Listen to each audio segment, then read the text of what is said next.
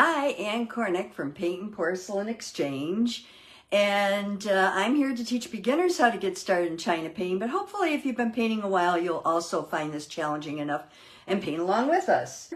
Today we're going to be working on the second fire of our reindeer. Now, it's not a whole lot of fire painting, it's more a whole lot of pouncing.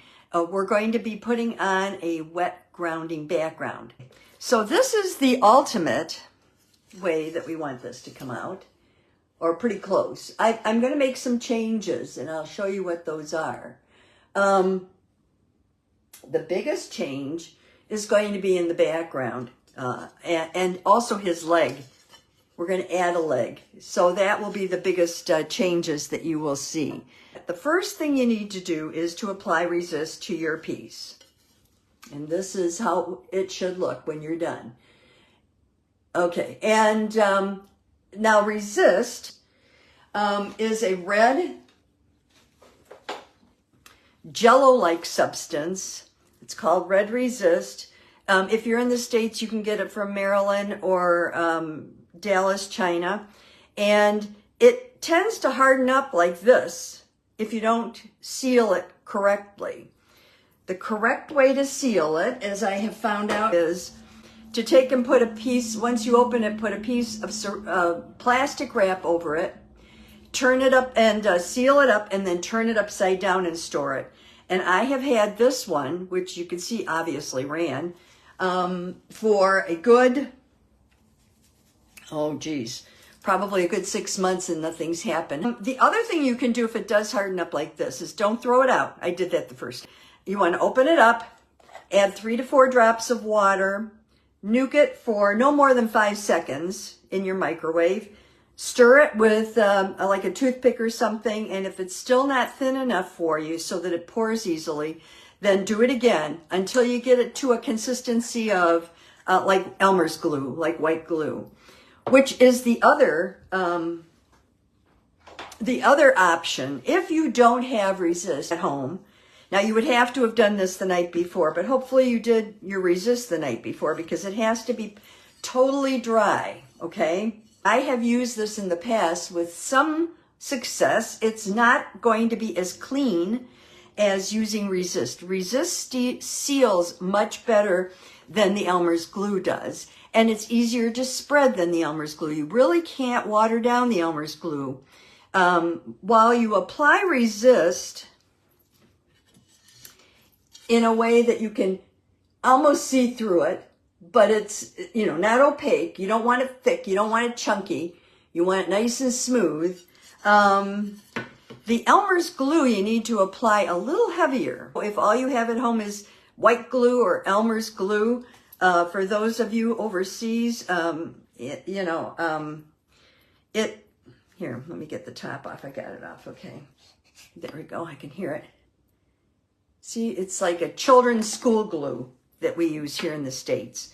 And if you can get it, great. And if you can't, I'm sorry, you might have to find something else. You need to apply it the night before and let it set overnight because you're going to put it on so that it's as thick, it's fairly thick, because in order to be able to lift it off, you have to put that on a little thicker than you do the resist. Okay. Now, you're going to pounce this with you can just use a sponge. If you have one of those pink makeup sponges, you could use that. This is my triangular sponge, and what I do is I fold the 2 tips together like this, and then I'm going to put it, now you can just use this or a pink sponge, but I have this wrap, this athletic wrap. Now, for years, I never could find it or figure out what it was called. So I understand, for those of you that don't know, I've got baby rubber bands that I got at the dollar store. They're for little kids' pigtails. And I wrap those around. I think those work a little better. But if you can't find it, it's here's the web address. It's MuellerSportsMed.com, and it's called MWrap. And it's a spongy kind of webbing. that you put over this. So that's the other thing. Alrighty, so that we've talked about before.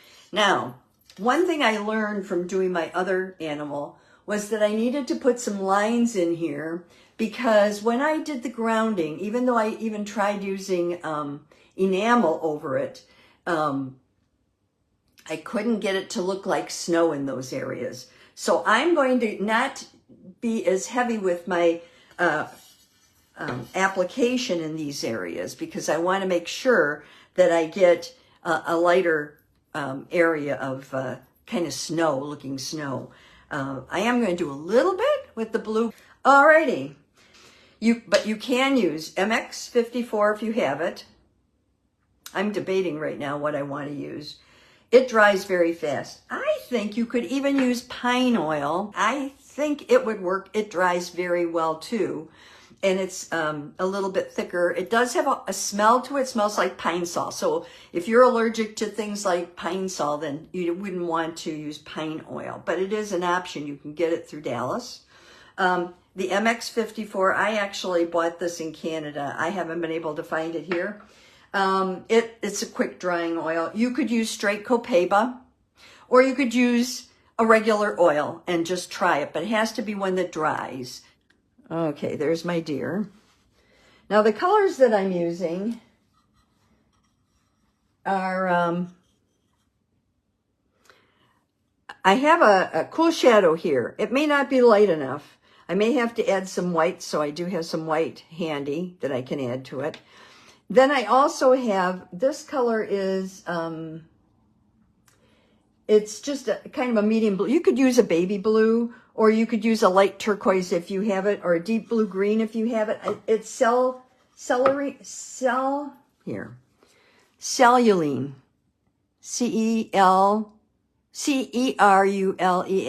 Now, I know you can get it in a tube. The other color I'm using is a deep blue green, and I also have a blue black, which I want for some of the darkness in the background. So I've already put them. Let me show you here. Move this out of the way. I'm running out of space here. Got all my other projects around. I've already put it on here. I'm going to use a dropper to mix the color in. Initially, I think I'm just going to try, I have my regular oil, and I might just try that. But let me try a little Terpenoid Natural, see if that works for me. I'm just going to take a few drops and mix it with the powder. And I'm going to take and just mix it in. Now, this needs to be a little runnier than your normal paint, because you're going to be dipping and pouncing, and you want it to go far if you can. Now, with the Cool Shadow, which is the one I'm mixing right now, I only want it in my lighter areas on my piece. So look at the picture that I gave you. That's a little runny, but that's the way you want it. I'll put this over here now. Bring my piece back. And on here, I have these areas that I want a little lighter. So I'm just going to use the same pouncer for everything. And you start by pouncing on here, pouncing it off a little, to see how it's going to go. And then just gently pouncing. Now, I'm not going to go all the way up to the top of that, because I do want it to have kind of a snowy effect. And that was something that on the original I didn't get. So that's why I'm doing this way.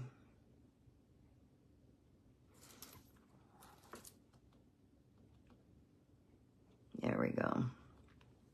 And anywhere that I want it to be a little lighter, I'm going to pounce with this. This is Cool Shadow, and I'm just putting it on very lightly. But I want to have it be kind of a misty look to it. If you go over on the edges, I should have taped them, but you can always wipe them off. That's not a problem. And I think I want it a little bit lighter in through here, because I'm going to be putting some evergreens there. So I'm just putting it in a little lighter here.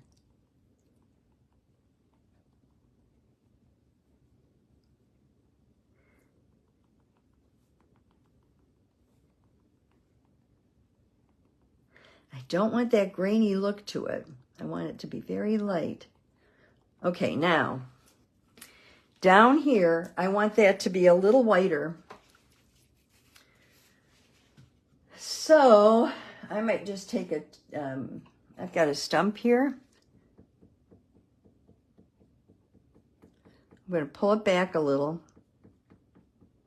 I want it to be able to look more like snow. And then I'm going to use the side that doesn't have any paint on it to blend it back. Now, I did not do this on the one that's on the page. This is the one on the page. But you see here, I really wanted to have some of the snow, and I tried using white paint, I tried using enamel, and it just kept picking up. When it fired, it just melted right into the background, so the background was a little too dark. Okay, I kind of like that. I'm pretty happy with that. I'm going to put a little light up in here. Oh. Okay. Now I'm going to switch over to the MX54 for those of you that are keeping track, just so you can see how it works. And I'm just going to take a little bit of a dropper full, and I'm adding it to my celluline or whatever that is. I don't know how to pronounce it, I guess. A couple of drops. And I'm going to mix it in just like I did before. So let me set him aside again. I'll let you see what I'm doing here. I'm mixing it in using my palette knife. Again, you want it to be soupy. You don't want it to be like you paint with. You don't want it like toothpaste. You want it soupier than that. I'm only mixing part of it because I want to make sure first that this is the color I want. I'm looking at my colors in front of me on the other one, and yes, I think this is the color I want, so I'm going to take a little more MX54. I'm using the dropper because I really don't want to waste or contaminate the MX54. And so if I use the dropper, I can. Now you're going to need a lot of this, a lot of it. Because it's, if you're going to be pouncing the whole background, it takes a lot more than you think it does. So here we go. Mixing it all together. I'm going to pull it up because I want to get all those little granules out of there. Okay. And luckily I have a little more of my dropper, and I'm just going to add it because I want it to be kind of soupy. I want it to sort of run off. And it's not really running off. I could use another drop. With MX54, it does dry very quickly, and you do want it to sort of have the ability to run off. There, I put 2 more drops in. I think you would do the same thing probably with the pine oil if you use that. Or if you don't use pine oil, if you're using copaiba, same difference. So then you pick it up, and as long as it's running off, that's good. Okay. I'm going to wipe off my knife because this stuff does dry pretty well. And I can use the same pouncer. So bring my deer back. And I'm going to use the same pouncer. And as I said before, you pounce on here, then pounce off to the side just to see what kind of coverage you're getting. Okay, and I want to start down here. And I want to go up in here. Now, the reason that you put the resist on here is so you can go over it. So go over your resist. That's the whole purpose. And try to get an airy, kind of ethereal background on this, kind of a foggy background. We're going to do one more color, I think. We're just going to use the dark and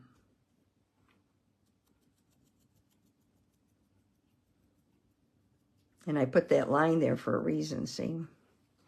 And we're going to use the dark blue-black, too. If you have Elmer's glue, you can go right over it.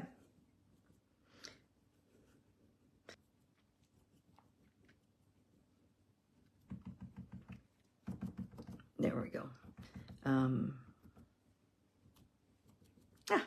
Okay. Really good. So And then I'm just blending it up in here. I just want to blend it a little more for the background. Okay.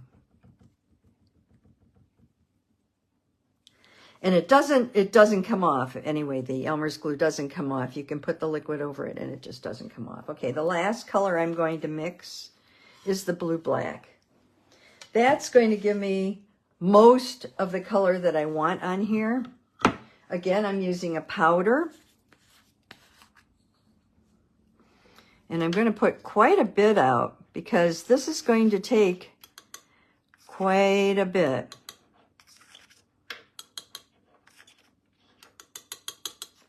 So think about your colors ahead of time and use colors that you have plenty of. Okay. And again, I'm using the MX54. You don't have to use that. You can use whatever all the options that I gave you, you can use any of those. There we go. I just happen to have this, and I figure why not. You can use MX54, gets pretty dark, and gives you a nice, it's a little bit gooey, and it gives you, see how it's kind of gummy a little bit, and it gives you a nice gooey background, which is kind of what I like when I'm doing wet grounding. I want something that's going to have a real obvious background to it and have some depth to it and really hold its own so that I don't have to do it more than once. And you will only have to do this once, trust me, if you use MX54. If you use some of the others that we talked about, like the pine oil and some of the others, you may have to, yeah, it's running off pretty well. You may have to use a little more. Okay. Get as much of that as on the palette as you can because you need every bit of it. And we're going to go back to, oops. All right. Our deer. And I'm just going to pounce a little bit of the white off before it gets too, now this will dry pretty quickly. So now you're looking at where do you want the depth? I want the depth across the bottom.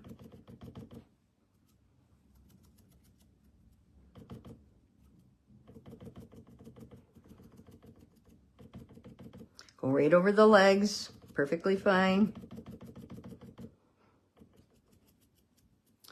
You also want the depth behind him here. And you really want his antlers to stand out, so you're going to put quite a bit of darkness up in that area and then you can start to sort of fade it out. I wanted a little more dark up in here too, just because I like to have like the four corners kind of covered. But then there's areas like this in here where I kind of wanted to leave a little.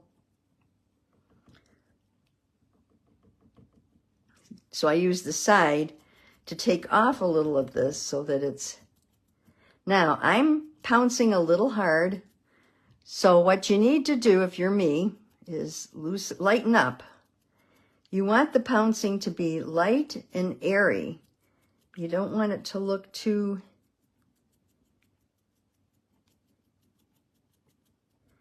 and at this point you may have to change the part of your sponge that you're using just to get that.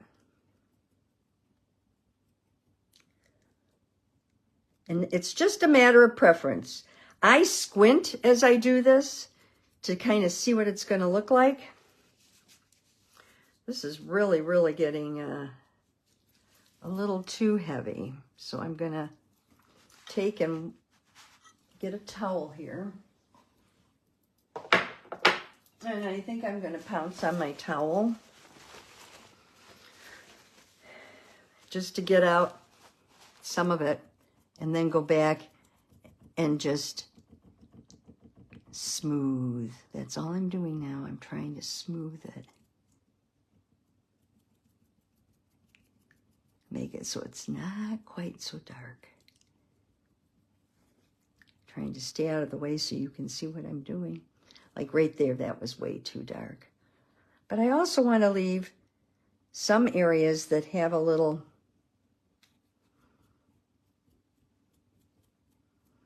light in the background. That's the reason I put the light on to begin with. And now I'm putting on my towel. You will find if you do that, that it'll give you a nice, soft background.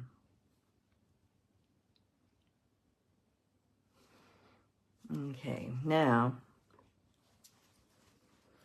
I'm going to back up this thing here a little, and I'm going to get the sponge.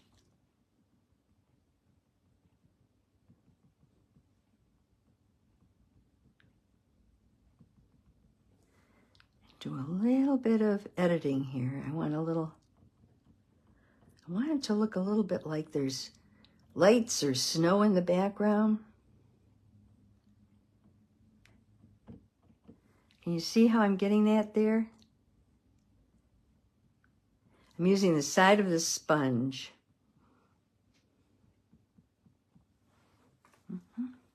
And I just keep rotating it.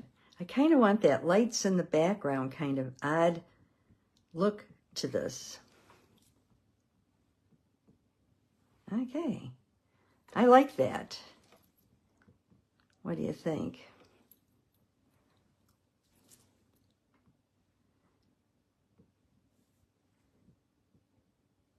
Take them off the side a little bit too. You don't want it. Okay, now see what I have there? It kind of look like lights behind them, and I kind of like that. This will all wash out of my sponge with if I use Awesome. So don't worry about wrecking a sponge by doing that, because you can always wash it out if you can get Awesome. So this is what my palette looks like. I'm going to give it a minute, and I'm just going to go back there. I thought that could, I see some texture here. I don't know if you can see it or not, but I'm just trying to get rid of I don't want that heavy texture there. Okay, now I need to wipe the edges.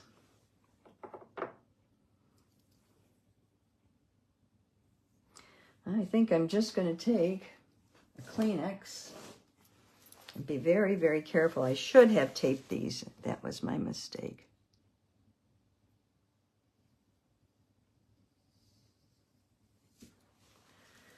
Okay. And I'm going to turn it this way.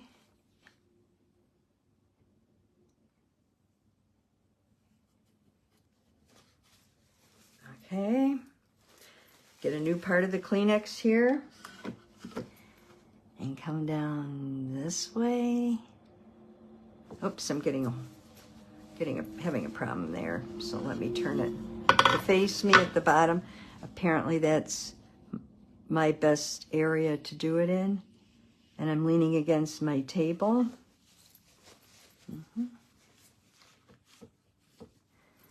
then I will turn it this way. Now, if you had to add the foot in, the leg in, and you didn't have it on the first one, you decide, yes, I really do want that leg there. Then the next, the thing you have to do now, you painted it in here. Now you're going to have to go back in and paint it brown after the background dries. So let the background dry, and then just paint that leg in brown, and you can play with it later. And if you need to touch up some of these corners, if you did like I did, then you can do that later too. I'm having just a little issue right here at the bottom. I got up too high. And you'll have to decide what color you want to do your border in. So that's that part of my deer. Now the last thing we're going to do is take off the resist. If you wait till it all dries, that's fine. but I'm one of those people that can't wait. So I'm going to start down here and lift it straight up. And then I have this little piece here.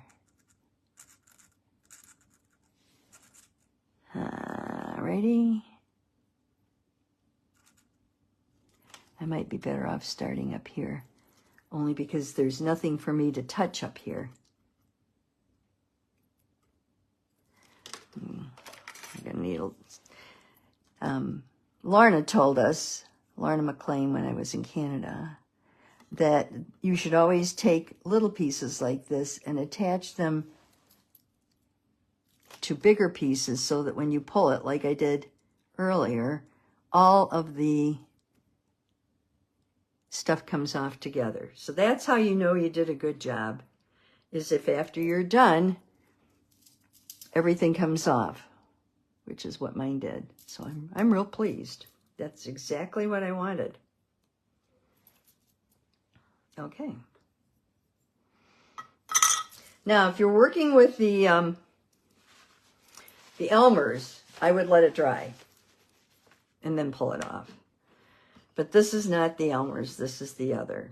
So, and the only other place I think, now remember, worst comes to worst, if you have a few mistakes, you can always touch them up after you fire it by just pouncing with a sponge. You don't have to do anything special. But there you have a really unique background. And the background I put on in this, I like much better. And the way I got these is I have a rounded sponge like this. It's a makeup sponge. And I just use the side of it, as you can see, to make a few little blotches here and there, just to give me that lights look behind him. So this is what this guy looks like. And I left some snow there that was white, so that I don't have to go back and try to create it like I did with the other one. I had to try to create it with enamel and it just didn't work. This is the first one I did, my practice one, and I decided to add a leg back in on this one. So if you added the leg back in and because it should have been hidden, but it wasn't dark enough on this painting.